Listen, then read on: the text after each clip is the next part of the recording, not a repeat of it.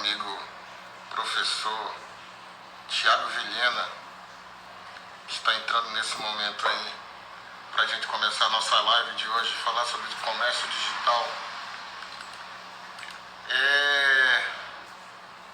O Thiago está entrando aí. Vamos lá, professor.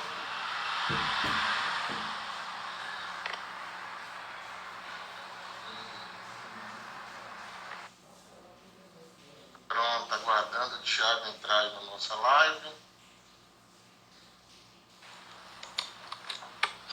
Olá, professor. Boa noite. Tranquilo? Tudo bom? Tudo certo. Tá escutando bem aí? Tudo tranquilo? Tudo tranquilo. Tudo certo? Tudo certo. Legal, queria agradecer aí pela oportunidade da gente bater esse papo aqui no Instagram. A gente está começando aí uma série de entrevistas, lives aí com pessoas que são importantes, né, para trazer informações para as pessoas.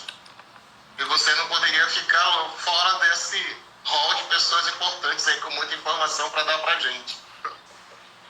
Mas conta só um pouco. Obrigado mesmo, valeu. A gente, inclusive, logo começando, Thiago, a gente acabou de fechar uma live bem bacana também com o nosso amigo Ná Figueiredo. Aqui atrás de casa. Então, a gente vai fazer com o Ná no sábado, 3 horas da tarde. Já era uma vontade antiga de bater papo com o Ná também. Eu acho que é um cara que agrega muitos valores aí também, entendeu?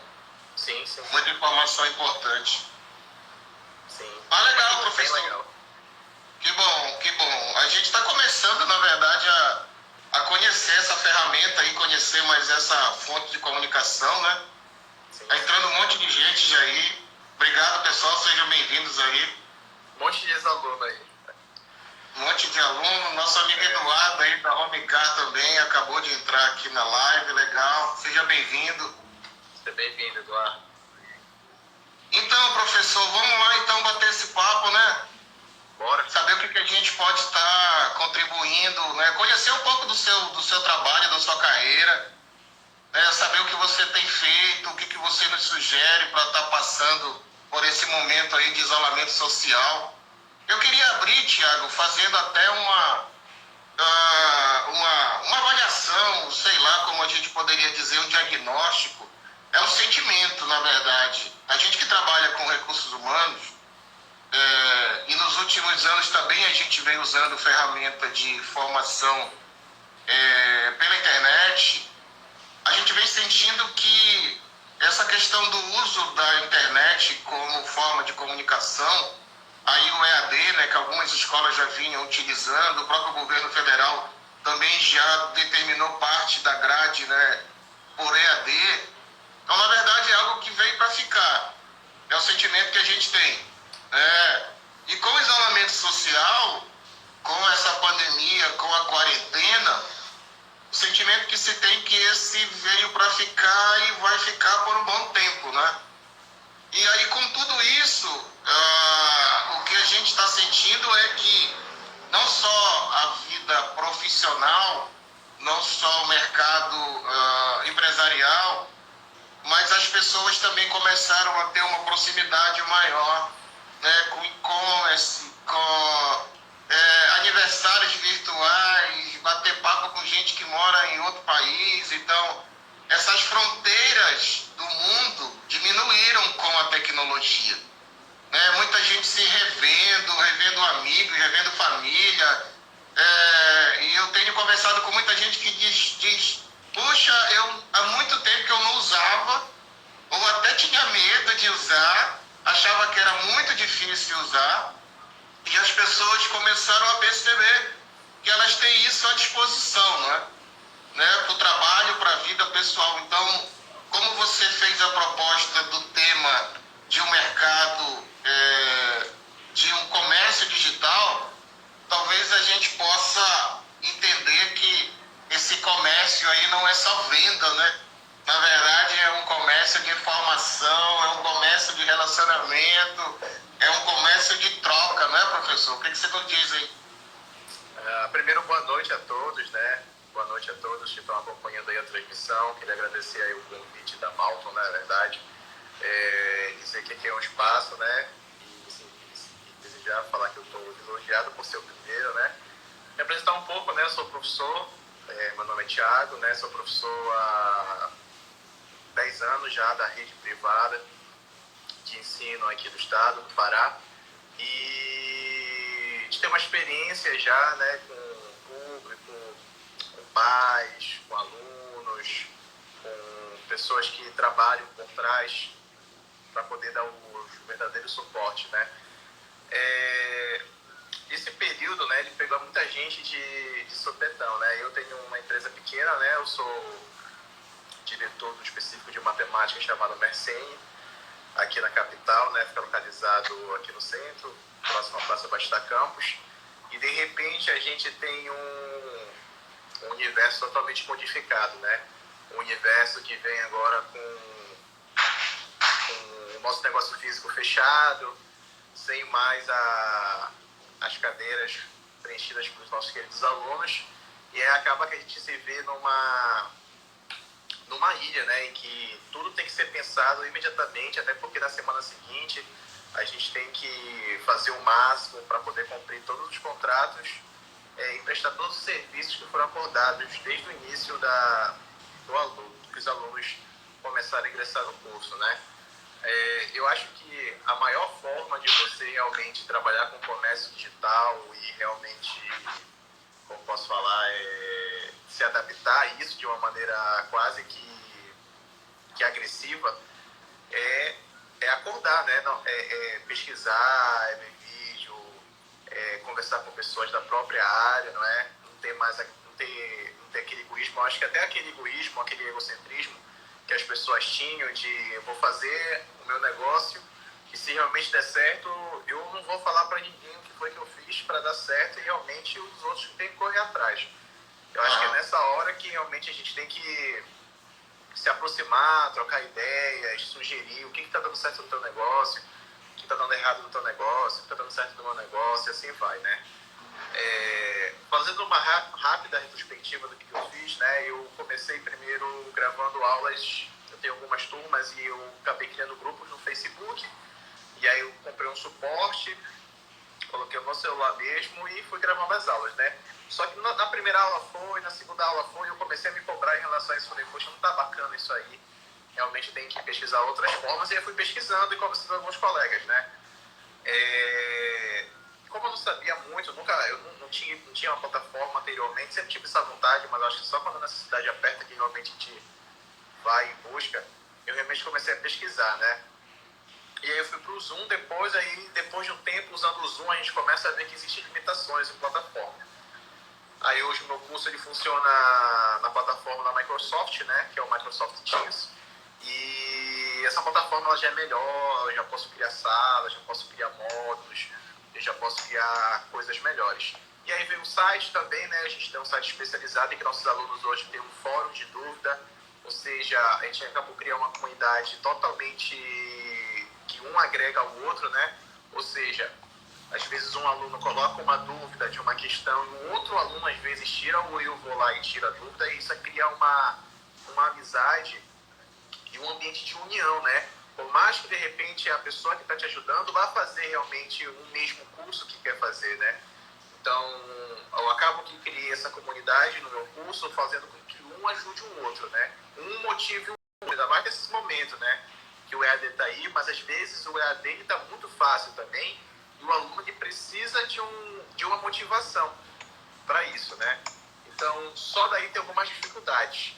Outras coisas que eu fiz também interessante foi um microfone. Às vezes a gente começa a investir melhor nos próprios periféricos que a gente usa, né, na nossa aula, né? Uma mesa digitalizadora, suporte, coisas que a gente vai fazendo, né? Isso é um caso pessoal de comércio virtual que a gente tem que ter, que a gente tem que todo dia evoluir. Para ter uma ideia, hoje, no meu plano de fundo, eu dou aula de duas maneiras. Ou eu apareço na aula, ou em determinado momento aparece o meu computador. Então, o tempo todo eu estou melhorando. Por exemplo, a tela do meu computador hoje já não é mais branca, porque eu já pesquisei e já vi que tem estudos que falam, por exemplo, em universidades de Londres, que o fundo branco agride muito a visão do aluno. Então, por exemplo, exemplo, já fiz toda uma filtragem, como o aluno relaxa mais e assim vai. E outra coisa, né? O aluno, poucas pessoas sabem, e às vezes só pesquisando muito, eu acho que é um público geral, né? A gente, hoje em dia, independente da idade, a gente é um público muito ligado ao YouTube. Então, se eu vou para o YouTube ver um vídeo, e o vídeo não entregar para mim o que eu quero em 5 minutos, ou até em 1 minuto e 2 minutos, eu fecho o vídeo. Eu acho que todo mundo hoje em dia é assim. Então, de certa maneira, o curso, no caso, o meu curso, ele tem que vencer isso aí. Por exemplo, eu não posso dar aula simplesmente só por dar aula.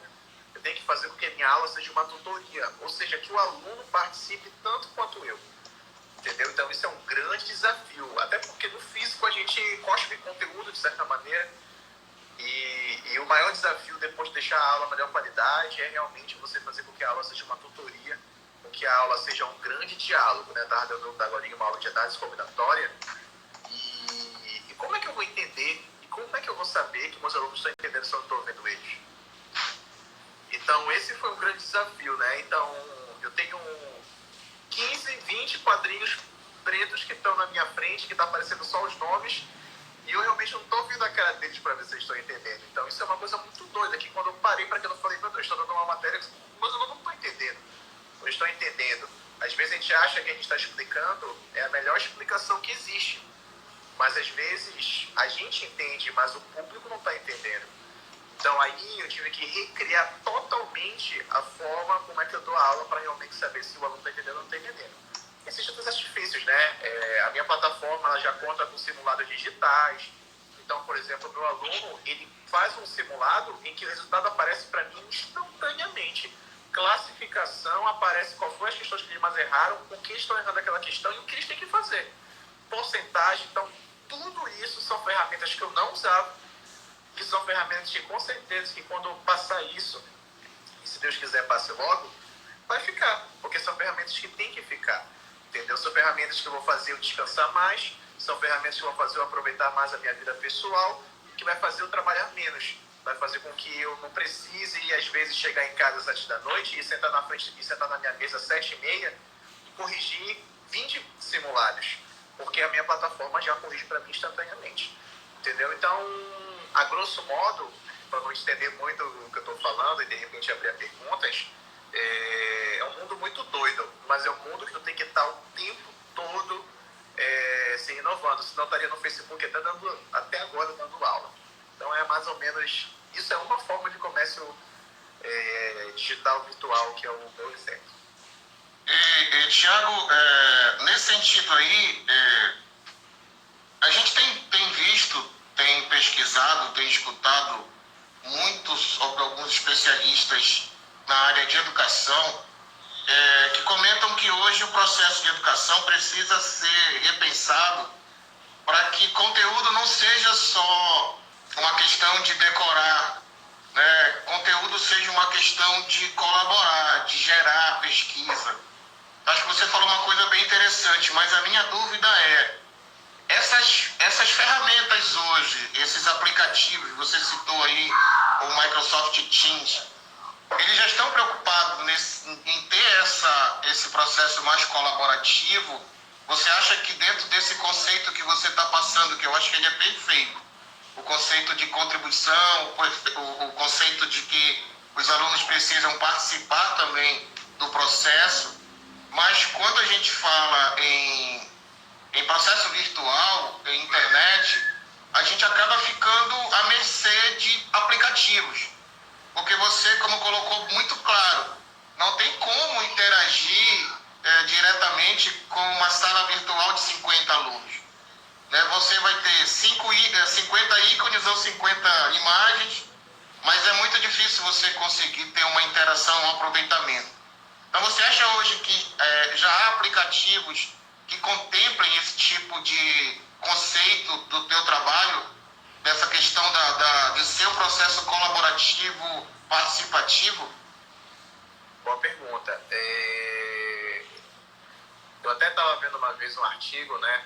E vendo as ferramentas todas que eu posso usar, é muito doido, né? Porque se tu for pesquisar a história da internet na década de 90,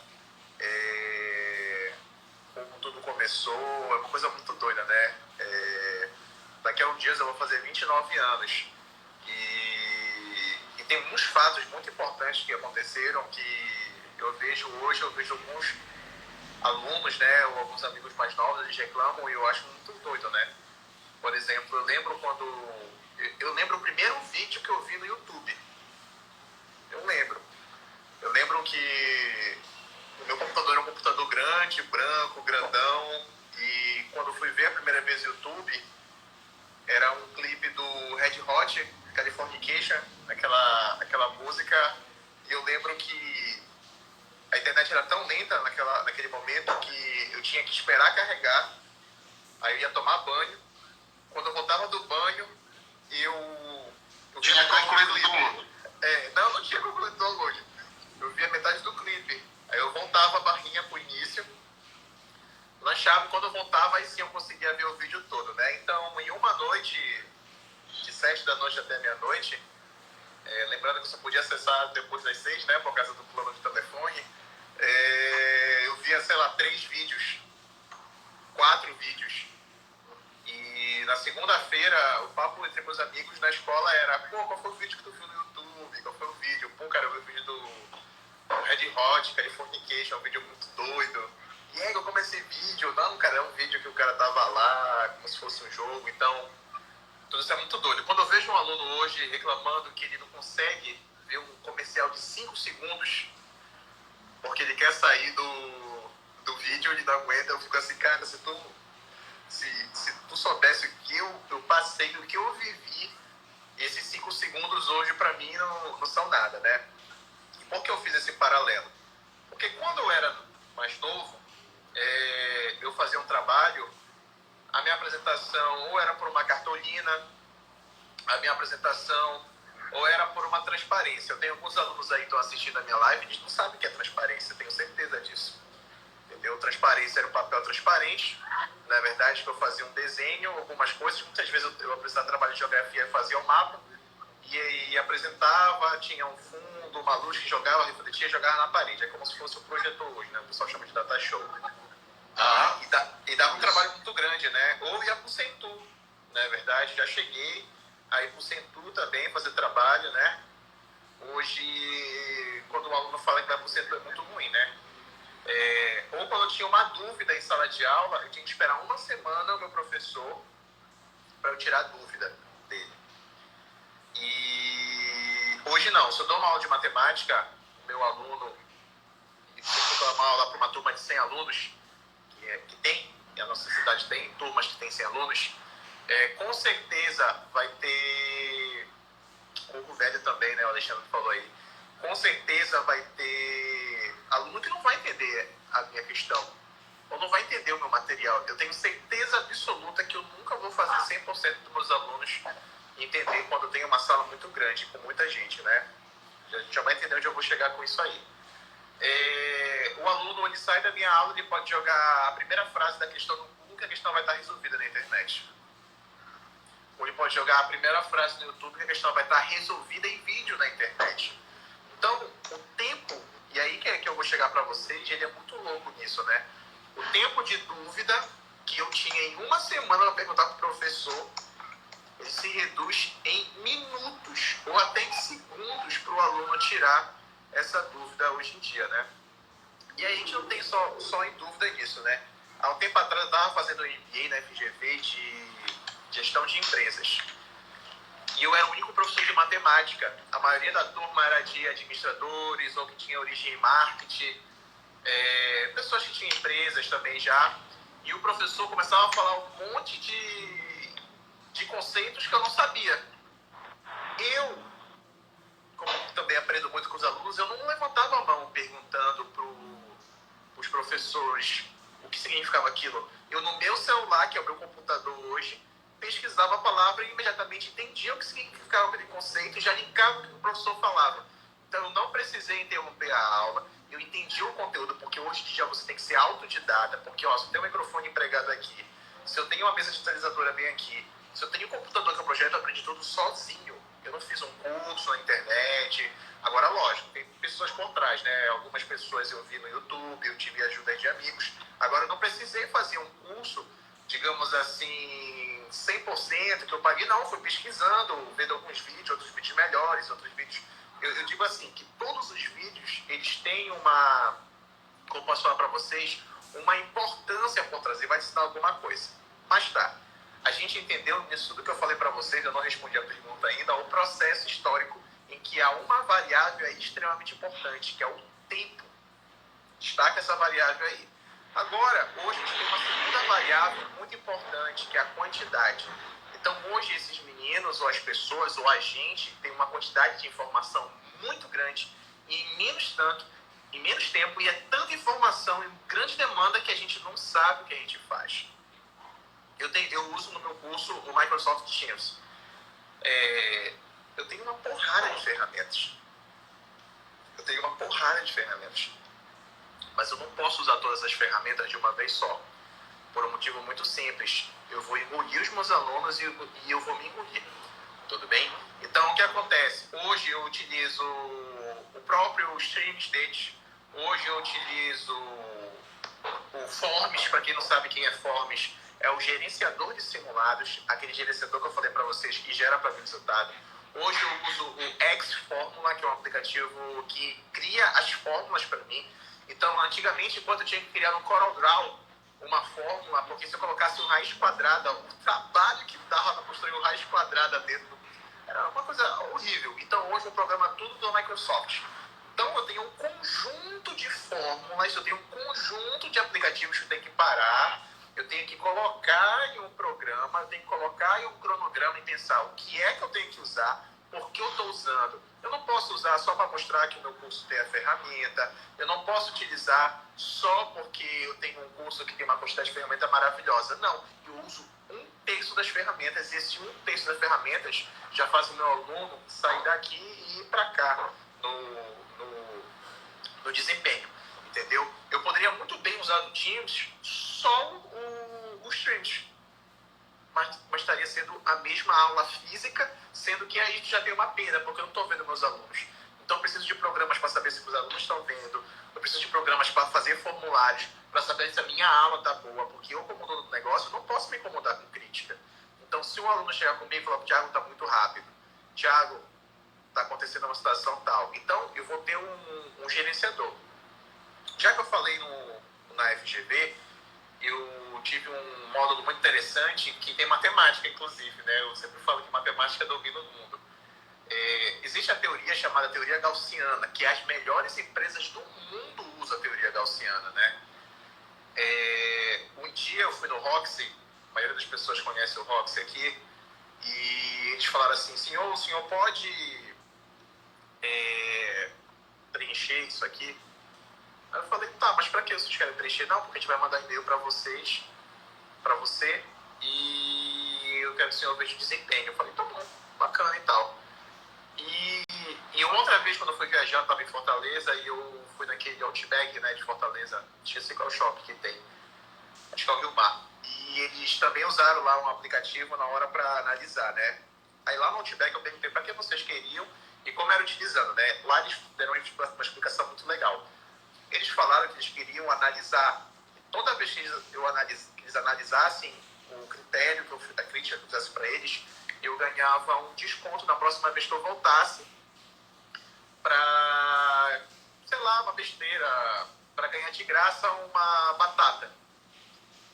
Então, a minha pesquisa valeria uma batata na próxima vez. Eu falei assim, poxa, estão perdendo dinheiro, né? Porque uma galera deve responder. Eu perguntei na hora pro gerente disso, né? Ele falou que não, que muita gente não responde, que eles valorizam muito, as pessoas que respondem. Por quê? Porque eles podem melhorar.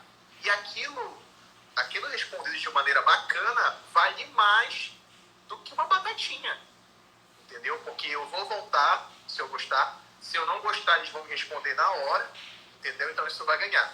Então, hoje você, diferente de 20 anos atrás, você tem uma quantidade gigantesca de ferramentas. Só que você tem que saber quais ferramentas usar. E aí é difícil. É aí tu bater cabeça, ter um quebra-cabeça aí de 500 peças e usar 5 de maneira que se encaixe para poder dar um retrato bonitinho. Então, esse aí é um grande desafio das ferramentas. Sobre cooperação de ferramentas, o Teams ele começou a ser usado muito agora, né, nesse período de pandemia, mas ele é, se não a plataforma mais usada, uma das mais usadas nas universidades dos Estados Unidos e de Londres e da Inglaterra, né, no modo geral. Eles usam muito lá o Teams, né? Tu imagina, por exemplo, que tem conteúdos de universidade ou matérias optativas que eles não precisam ir fisicamente, eles podem ter de forma EAD.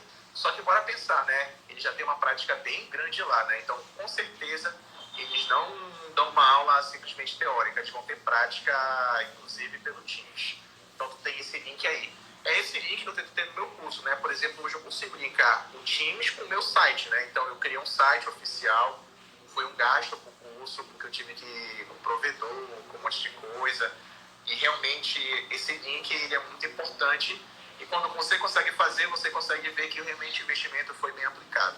Então, é mais ou menos isso aí. E, Tiago, antes da gente entrar nesse assunto de investimento aí, essa questão mais financeira, eu queria só tirar uma última dúvida nesse mercado da educação, que é uma coisa até que é uma curiosidade, né? Você que é professor e professor de matemática, Sim. esse desafio até é bem maior. Quando a gente fala em educação à distância, a gente tem na memória, né, vem logo à nossa memória um aluno em casa com material virtual em uma plataforma recebendo conteúdo e em alguns momentos sendo testado, fazendo uma prova, resolvendo um simulado e tudo mais. E aí eu até anotei aqui uma questão chamada cola digital. Como é que hoje o mercado da educação lida com isso? Se existem estatísticas ou processos avaliativos que mudam um pouco, porque você falou, na minha época, né, você com 29, imagina na minha época como que isso era uma cultura, né, das pessoas terem que decorar datas e textos, enfim, e existia a colaboração que não era virtual na época, era bem real, mas hoje a gente se depara com um universo virtual que ele requer, como você muito bem colocou, uma gestão do tempo, uma moderação, né, dos cursos, como no teu caso, uma moderação para que não enche o aluno, né, de muitas atividades que acaba com que até gere um processo de desmotivação nesse aluno, ou até problemas piores, né, enfim, que ele não consiga dar conta disso. Mas eu volto a insistir nessa questão. Como é que hoje a gente consegue lidar com esse aluno só, porque os pais não conseguem ficar o tempo todo do lado dele olhando para o celular ou para o computador para saber se ele está resolvendo A, B ou C simulado, se ele está estudando, né? Sem ver que ele está ocupando o tempo estudando, de estar assistindo uma série ou está no WhatsApp batendo papo, enfim. Para mim, na minha cabeça, nós estamos talvez lidando com um mercado de alunos mais responsáveis, né, por conta dessa questão mais virtual, ou não? Essa é a minha dúvida para você, professor de matemática. Né? Esses alunos estão tendo essa noção, eles estão tendo esse compromisso, eles estão tendo essa lisura de fato, quando eu vou responder um simulado, eu não estou ali com uma página do Google aberto, rapidamente pesquisando e jogando essa resposta mais rápida só para mim ser o primeiro da turma virtual, para me responder esse simulado mais rápido, e eu estar me enganando nesse sentido. Como é que você vê esse movimento? Bacana a pergunta, né? É uma pergunta profunda, né? E toda vez, por exemplo, que eu vou começar uma aula no meu curso, eu sempre reservo 20 minutos antes de começar a aula para responder como eles estão, né? Como eu falei para você em uma outra pergunta, é muito difícil, depois de um tempo tu pega o jeito, mas é muito difícil no início você medir como seus alunos estão. Uma coisa, eu estando na aula fisicamente, como eu falei para ti, a gente consegue ver no movimento do aluno se ele está prestando atenção, se ele está entediado, se ele está desmotivado, qualquer coisa. Até pelo sentido da cadeira. Eu consigo, já fiz alguns cursos de psicologia, inclusive, pelo movimento da cadeira ou pela posição da cadeira, eu sei se o aluno está a fim de assistir a aula, ou se não sei o que eu tenho que fazer. Eu sempre falo que dar aula, eu aprendi isso muito cedo, graças a Deus, é nunca se preparar para o que você vai fazer durante aqueles 45 minutos. Porque tudo que você prepara para fazer durante os 45 minutos, nada vai sair como você preparou. Então, eu acho que logo muito cedo na minha experiência de sala de aula, eu parei de fazer isso. Porque quando a gente é muito inexperiente, a gente pensa que a gente vai começar com um bom dia, a gente vai começar colocando uma data no quadro, que a gente vai pensar fazendo uma situação problema, que a gente tem tudo na nossa mão, mas não. Às vezes eu dou 12 aulas no dia, e nenhuma das 12 aulas é como eu pensei, como eu planejei. É aí que realmente, de repente, eu acho o encanto em dar aula, né? Porque nunca uma aula é igual a outra. Por mais que às vezes o conteúdo seja o mesmo. Eu já dei aula, por exemplo, 5 vezes numa mesma turma, mesmo conteúdo, mas a aula não foi a mesma. Então, como é que você consegue ir, depois de um tempo já sendo fera, craque nisso, fisicamente, olhando para o teu aluno, como é que tu faz isso já que o teu aluno some da tua frente agora? Como é que tu faz isso já que tu não está enxergando caras, mas letras ou figuras, né? Aí é difícil, meu irmão. Aí é difícil. Aí tu tem que realmente estudar muito e aí realmente usar as ferramentas que tu tem. Por exemplo, eu posso dar uma aula EAD simplesmente, unicamente conteudista e o meu aluno tá na cama. Tá na rede. Com fone. Longe. Ouvindo outras coisas, fazendo outra coisa, né? Isso vem na tua cabeça e achar resposta para isso é muito difícil, mas existe resposta para isso. São as ferramentas, como você perguntou na primeira vez.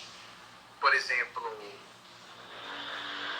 o formulário que eu faço, ele vai gerar o tempo que o aluno resolveu uma questão, que o aluno resolveu todas as questões que o aluno fez. Se um aluno ele acerta muita questão difícil no meu formulário, eu consegui fazer um algoritmo, aí entra a matemática de novo com a informática, que vai identificar se o aluno colou ou não. Isso é um programa que eu faço, que eu tenho. Os alunos aí não sabem disso. Se eu tiver algum aluno do Mercê assistindo, eles vão saber agora. Mas eu tenho um algoritmo que eu consigo fazer isso no Teams, por exemplo. Então, por exemplo, eu tenho um aluno que ele tirou um aproveitamento quantitativo bom até. Só que quando eu fui ver a porcentagem e o acordo, a gente chama isso de TRI, né, que é aplicado no Enem, que é a famosa teoria de resposta ao item, né, ou informalmente chamado de chutômetro. Ou seja, eu consigo identificar se o meu aluno ele chutou. Porque eu tenho um aluno que fez uma prova minha de 10 questões em 45 minutos. E como é que eu tenho um aluno que fez uma prova em 2 minutos? Eu tenho que usar o programa certo. Então eu já cansei, e se tiver aluno aí que quiser se denunciar, pode falar. Tem um curso que eu vou individualmente com ele e falo assim, o que aconteceu? Não, Thiago, não aconteceu nada não. Eu vou perguntar mais uma vez para você, e aí eu não quero perguntar a terceira vez, senão a gente vai perder o teu tempo, eu vou perder o meu tempo. Eu quero saber o que aconteceu. Aí assim, a pessoa sabe que eu sei que ela fez alguma coisa de errado. Entendeu? Então, por exemplo, tem o Alexandre aí na live, ele até falando aqui, e o Alexandre que faz mestrado na Federal, em Estatística, ele foi um dos colegas que me ajudou muito a fazer isso. Então é muito difícil tu aliar o programa e essa teoria dos itens. Porque eu tenho que saber por que os meus alunos eles estão errando e por que estão fazendo isso. Por exemplo, tem uma aluna recente que fez uma última atividade que eu passei, que ela fez a prova em 1 minuto e 50. Como é que uma pessoa faz uma prova de matemática de 10 questões em 1 minuto e 50? Não existe. Eu chamei ela, não, Thiago, tu tem razão. Ela foi a terceira colocada no ranking já, nesse segundo atual que teve. Entendeu? Então, às vezes, quando tu assume o controle total do aluno, e aí o aluno tem por onde escorrer, tu consegue fazer com que o próprio aluno evolua. Até porque o meu curso, ele é um curso que eu tenho que fazer o aluno passar. Claro que eu tenho que ter a ideia financeira de ter a quantidade de alunos, mas acima de tudo eu tenho que ter a qualidade do aluno, entendeu? E às vezes o aluno é muito e tem uma qualidade gigantesca. Só que ele não tem, às vezes, um aparato por trás. E quem vai nesse aparato, muitas vezes são os programas, é a teoria da estatística que eu estou usando nos meus aplicativos, é tudo isso aí. Até porque, vamos nos colocar no papel do aluno. Eu acho que se eu tivesse 17 anos, se estivesse em casa o tempo todo, não podendo sair com meus amigos, não podendo ir para aula, seria uma coisa bem desafiadora para mim, na verdade. Então, quando um adulto ele entra nesse processo, e eu tenho que ser responsável por isso, não é o jovem que tem que ser responsável por isso, mas tem que ser eu consigo modelar um pouco o caminho desse meu aluno. Agora, lógico que ele tem uma grande responsabilidade em cima disso aí também. Aí a gente vai cobrar em cima disso. Por exemplo, teve uma mãe, que é a dona Rosilene, você conhece aí, se você botar na pergunta, você sabe quem é a dona Rosilene, né? Conhecida como Tia Rose. O Daniel. O Daniel é meu aluno. O Daniel é meu aluno. E ela veio perguntar para mim sobre como o Daniel estava no curso. E o Daniel é um bom aluno. Excelentíssimo aluno. Se Deus quiser, vai ser excelentíssimo médico também. E o Daniel sempre foi um aluno constante. Sempre saiu no ranking, inclusive. Excelente aluno. Mas teve um dia que ela veio perguntar para mim como é que tá o Daniel. Eu falei assim, como é uma coisa mais profissional, né? Eu vou chamar de tia. Eu falei assim, a dona Rosilene, ele não fez o último simulado. Meu Deus, ele não fez o último simulado? Aí eu já entrei em contato com ele, já identifiquei o problema dele, foi um problema de caminho de percurso e ele já fez o simulado. Ele foi o quarto lugar geral. Entendeu? Talvez é um processo que eu não tivesse feito se eu tivesse fisicamente. Entendeu? Por mais que o curso tenha uma secretária, mas agora o meu curso tem duas secretárias, que é a secretária física e o secretário virtual, que é tão competente quanto o secretário físico, a secretária física. Entendeu? Então, é um mundo muito doido, cara, que tem um amigo meu, que é o Antônio Carlos, conhecido como Louro, a gente conversa muito sobre isso, né? E a pessoa que souber usar isso a seu favor, ela vai ganhar muito, não falando em dinheiro, claro, a gente vai ter dinheiro também, mas ela vai ganhar muita performance. Por exemplo, no início da minha carreira, eu fazia prova, eu chegava em casa 10 da noite cansado, eu dormia 3 da manhã, prova eu fazia. Tu sabe quanto tempo eu levo para fazer uma prova de uma turma? 5 minutos. Porque existe uma ferramenta que faz a prova toda para mim, já gera um Word. Então, em 5 minutos eu faço uma prova. E se eu tiver atarefado, eu já fiz uma prova no sinal de trânsito. No meu celular. Entendeu? Então, são ferramentas que vão fazer a gente descansar mais. Tu já pensou? Eu economizo aí já 3 horas. Já posso chegar em casa e conversar com a minha irmã, conversar com a minha mãe, conversar com a minha namorada, planejar coisas melhor pro meu curso, planejar uma aula melhor. Não fico preso nas coisas antigas. Então, a gente tem que usar isso a nosso favor. É aí que o comércio virtual entra. Às vezes a gente fala comércio virtual e a gente acha que é só abrir uma hamburgueria e entregar o hambúrguer na casa da pessoa. Entendeu? Já passou muito tempo disso, entendeu? Hoje em dia, os caras entregam pizza nos Estados Unidos por drone, velho. Entendeu? Então, o cara chega no cantinho é muito doido. Então é isso aí que o comércio virtual, ele é muito mais do que o drive, do que essas formas aí. Ele é economia de tempo. Pois é, era nesse sentido, Thiago, já que a gente já está falando, né, explorando bem esse comércio dentro da área da educação, eu acho que talvez seja esse o grande case a ser colocado por você, por conta da tua experiência, para que as pessoas possam ter essa noção de como é o tema da nossa live, né? O comércio digital, como conseguir uma renda extra no período de isolamento social. Você como professor de matemática, você como até consultor financeiro, que também eu queria que você, nesse momento aí desse isolamento social, fizesse um resumo para as pessoas de como conciliar de investimento, quando há que se ter investimento, porque tem momentos que não tem como fugir, porque a internet está cheia de ferramentas, cheia de aplicativos free, né?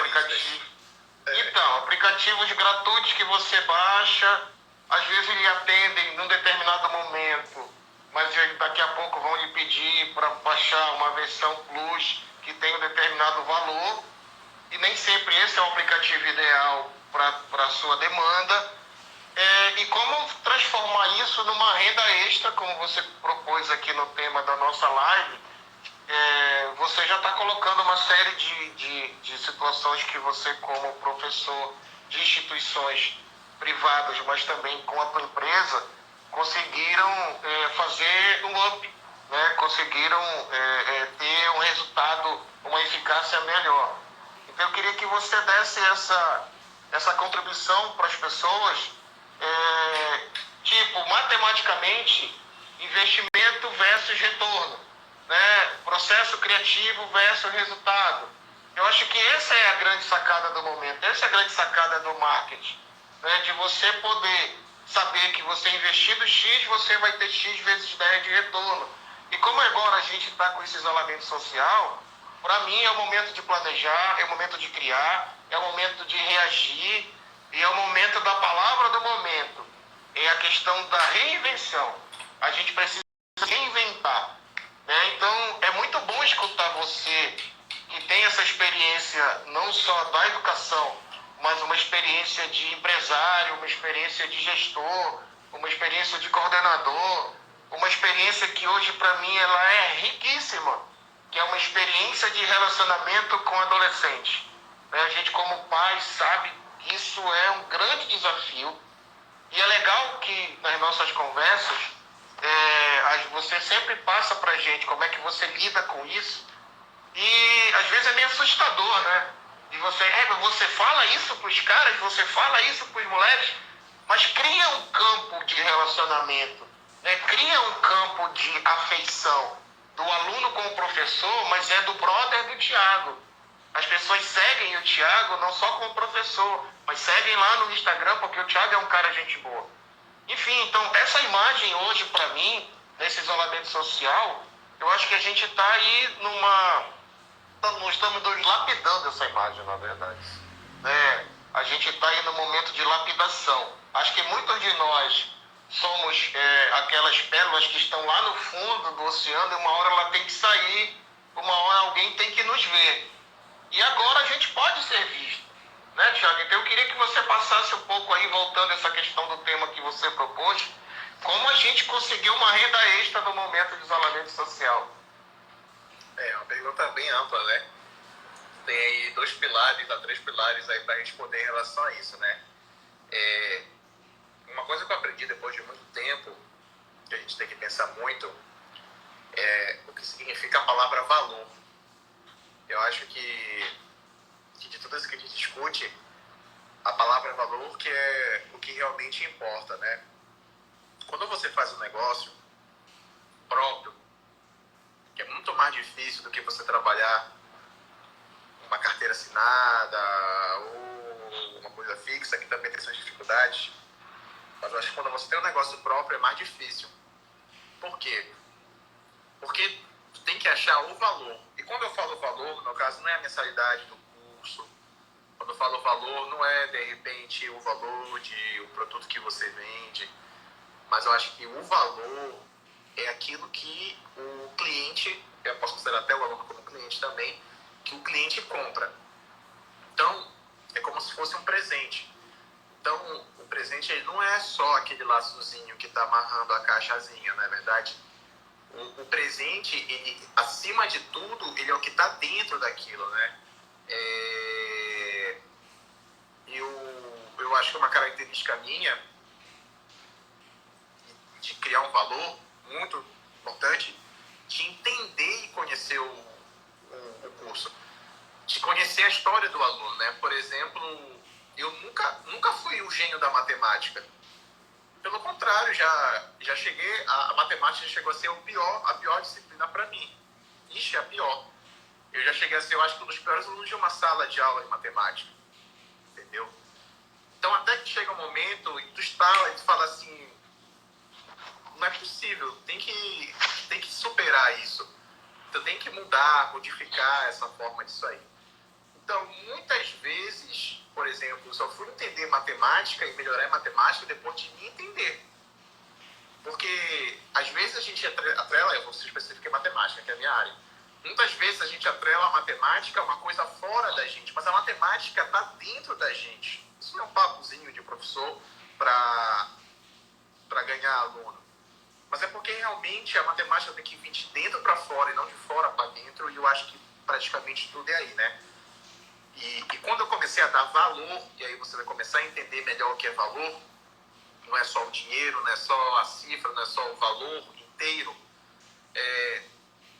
você começa a entender as coisas e não só matemática. Por exemplo, no meu curso eu gosto de conhecer muito o meu aluno, muito o meu aluno.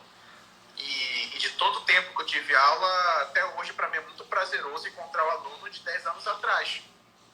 Eu tenho aluno hoje que é engenheiro, eu tenho aluno hoje que é médico, entendeu?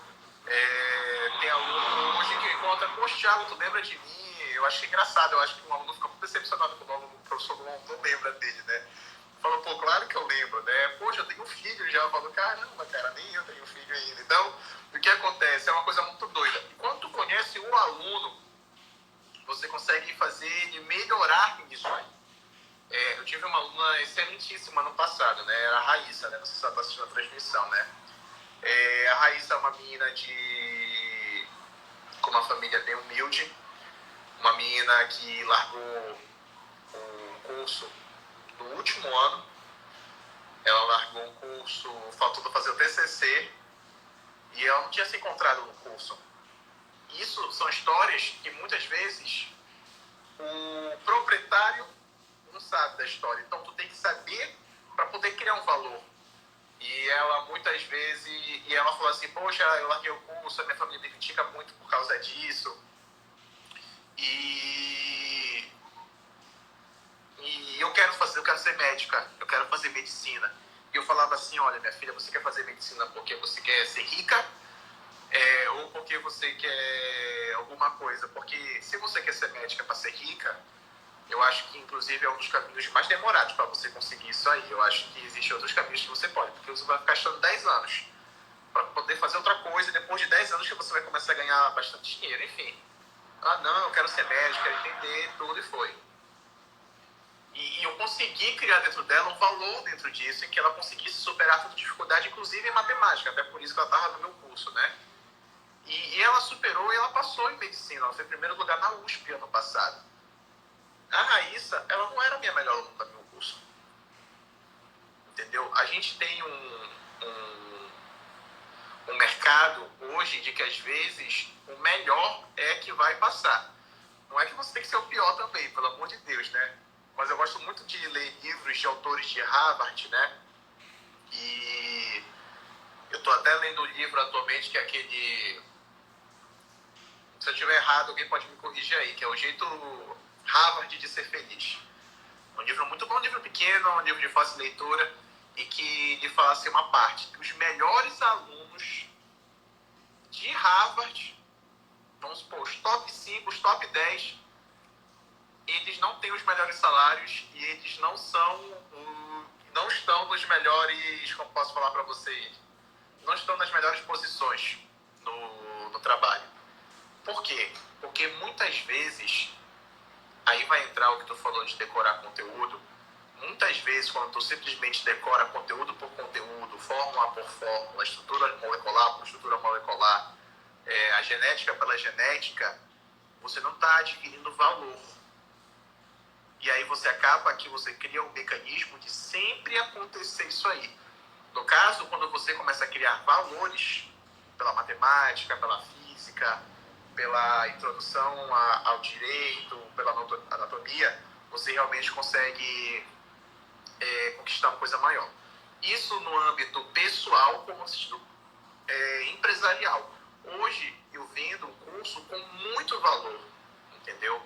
O meu aluno ele vai se sentir acolhido, o meu aluno ele vai se sentir acolhido da abertura, que a minha secretária vai acolher muito bem, a minha secretária vai falar o nome do aluno, vai abraçar o meu aluno se ele quiser abraçar, agora não pode, né, infelizmente. A minha secretária está preparada para debater cronograma de estudo, para debater um monte de coisa. Então, meu aluno ele é acolhido na porta de entrada. O meu aluno, ele é acolhido na comida, então o meu aluno, ele vai ter um doce, porque é comprovado cientificamente que o doce melhora o estudo na matemática, entendeu? O meu aluno, ele vai ser acolhido com valores, entendeu? De união, de um aluno querendo ajudar o outro, porque eu tenho 2 alunos que querem fazer medicina, querem fazer direito, eles são concorrentes, sim, mas eles podem entrar junto na universidade, como acontece, entendeu? Então, quando você vende valor, você está vendendo muito mais que dinheiro, né? E eu acho que quando você faz uma empresa, você não pode pensar muito no sentido financeiro, naquele sentido puro capitalista, né? Lógico que tu tem uma empresa, tu tem todas as contas para pagar, né? Tu tem funcionários, tem imposto, corretor, já quer falar, contador, despesas que aparecem, né? Ar-condicionado quebra, tudo isso aí. Aí a gente vai entrar já daqui a pouco nas finanças, a gente tem que saber isso, mas a gente tem que ter um valor, porque o valor que ele vai trazer você crescer. Tem um aluno aqui, eu sempre gosto de ter muito papo comigo, né? O Pedro, né? A gente finíssimo esse menino, né? Ele fala assim que ele só entrou no curso, olha como o marketing, né? E tu vai comentar sobre isso depois, ele vai muito mais do que a propaganda que eu coloco no Instagram, ou no YouTube, ou alguma coisa assim. Eu posso colocar o maior outdoor da Avenida Nazaré. Mas ainda, a melhor propaganda é o valor de boca a boca que um passa para o outro. Então, por exemplo, eu tenho um aluno que só se matriculou porque a mãe dele é amiga de uma outra mulher que os filhos deles passaram, os 2 passaram em medicina fazendo o meu curso.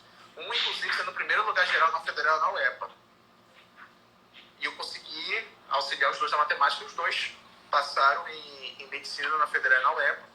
E a mãe falou assim, quando estava conversando, papo, digamos assim, de salão, de barzinho, falou assim, poxa, meu filho está com dificuldade de matemática, não, que vai escrever ele no Mersenne. Tu vai escrever ele no curso do Thiago, porque ele fez isso. Então, olha só, não estou pagando nada para ela. Uhum. Eu não apontei uma mão na cabeça dela e falei assim, olha, cara, faz isso aí. Tu tem que conseguir todos os alunos para mim. Mas essa foi digamos, o marketing bom, na verdade, o marketing positivo. Agora, se eu conseguisse fazer isso através de valores. Através de valores.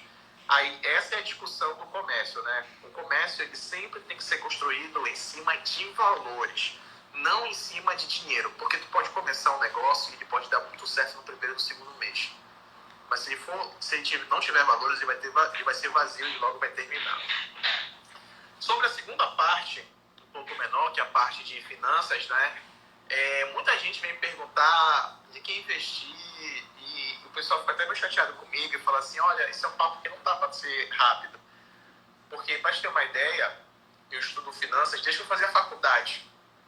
Sempre em investimento aprendi a faculdade. Eu terminei a faculdade em 2013, 7 anos estudando finanças. E até hoje eu estudo coisa nova. Eu acho que pra gente que tá em quarentena, é um recado muito forte, né? A minha mãe sempre falava pra mim, até hoje ela fala pra mim isso. Meu filho, guarda dinheiro. Meu filho, guarda dinheiro. Isso foi uma coisa que eu fui crescendo ouvindo, né? E é verdade. Por quê?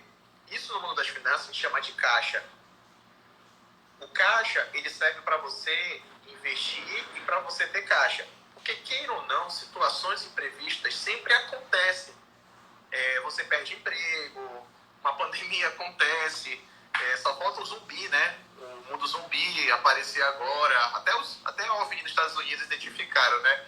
Então, sempre a gente vai ter, no universo de acontecimentos, matematicamente falando, eventos que vão fazer com que em determinado momento da nossa vida a gente tenha uma queda de receita, né? Nem sempre a gente vai ter crescimento, digamos assim. Pode ser até que a gente tenha, né? Mas nem sempre.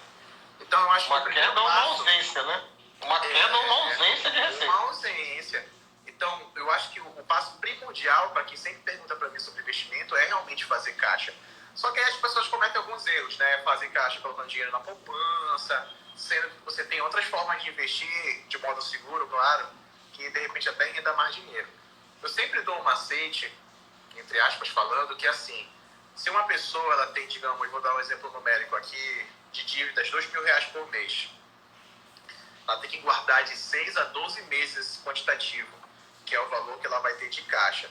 A partir daí, o próximo passo não é investir em bolsa de valores ou gastar dinheiro em Bitcoin, o pessoal faz cada loucura com dinheiro, mas é estudar. Depois disso, o segundo maior passo é estudar. Nem que você compre curso. Eu já comprei curso com dinheiro para aprender a investir, entendeu? Então, o segundo passo, depois de você fazer caixa, é gastar dinheiro aprendendo, para aí sim depois investir, né? A gente aprende que investir dinheiro não é ter só, tipo assim, digamos, vamos supor que a pessoa ela guardou R$1.000 com muito esforço. Ela não vai poder gastar esses R$1.000 dela com muito esforço em bolsa de valores, porque ela tem uma tendência, e aí já é um mercado volátil, de perder muito dinheiro ou perder tudo de repente. Então, já pensou, vou dar um exemplo aqui, existe uma empresa que era muito forte antes da pandemia, que era o Itaú. A pessoa pega o R$1.000 e investe em Itaú, mas na semana seguinte ela vê que o R$1.000 dela virou R$1.100. Ela fala, caraca, pronto, eu aprendi a ganhar dinheiro. Mas às vezes ela teve sorte, e aí na semana seguinte apareceu o coronavírus, e ela perdeu 70%, porque quem não estuda mercado financeiro viu que o Itaú te valorizou 70% na bolsa de valores. Tu já pensou? Então, tudo isso é um grau que a pessoa tem. Então, eu acho que daqui mesmo, do que eu falei, a grande caixa de 6 a 12 meses de dívida que vocês têm e realmente, depois disso, investir em aprendizado, em estudar. Agora, cuidado, porque vocês aprendem, né? Porque, por exemplo, tem cara que vai falar pra ti que vai conseguir aumentar 1,5% ao dia que tu tem dinheiro. Não existe isso. Porque isso estaria quebrado o PIB mundial.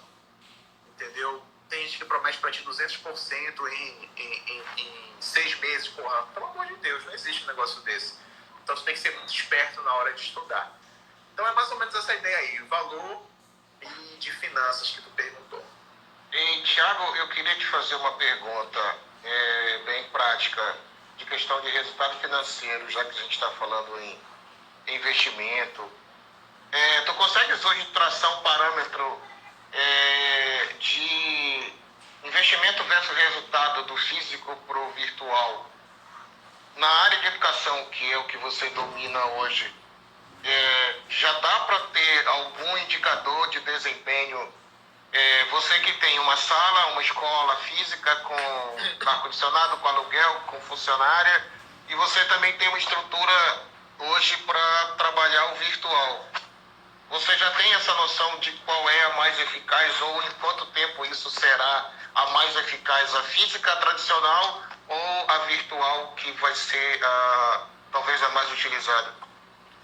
É uma pergunta muito boa, né? Tem um livro, eu gosto de referência a livro, porque é aquela história, você não pode aprender a ganhar dinheiro com quem não tem dinheiro. Então, por exemplo, eu não sou rico. Estou longe disso. Se Deus quiser, um dia eu vou ser rico, né? Até para ajudar outras pessoas e melhorar, né? Eu acho que uma pessoa que ela chega na riqueza, e se um dia eu chegar na riqueza, se Deus quiser, ela tem que ter uma missão muito forte. A primeira missão, ela tem que pegar essa riqueza e auxiliar outras pessoas a serem ricas, porque eu acho que é muito ruim quando você é rico e você guarda muita informação para você. E a segunda coisa é aprender mais ainda, né? Então, eu sempre gosto de dar referência de pessoas que têm dinheiro realmente, né? Como eu dei a referência lá do livro de Harvard, e eu vou dar outra referência, né? Que é um cara muito famoso, que é o Kotler, né? O Kotler é um cara, assim, fantástico, né? Porque ele é um cara que ele é do marketing, mas ele é um cara que ele consegue passar por várias áreas, né? E o Kotler, por exemplo, ele tem um livro chamado Marketing 3.0, muito top. Digo você ler. Também é um livro pequeno também, não demora muito, em 3 dias tu lê ele, se tu lê direto assim. E eu sempre pensei, antes de ler o livro do Kotler, que a tendência era o virtual. E realmente é o virtual.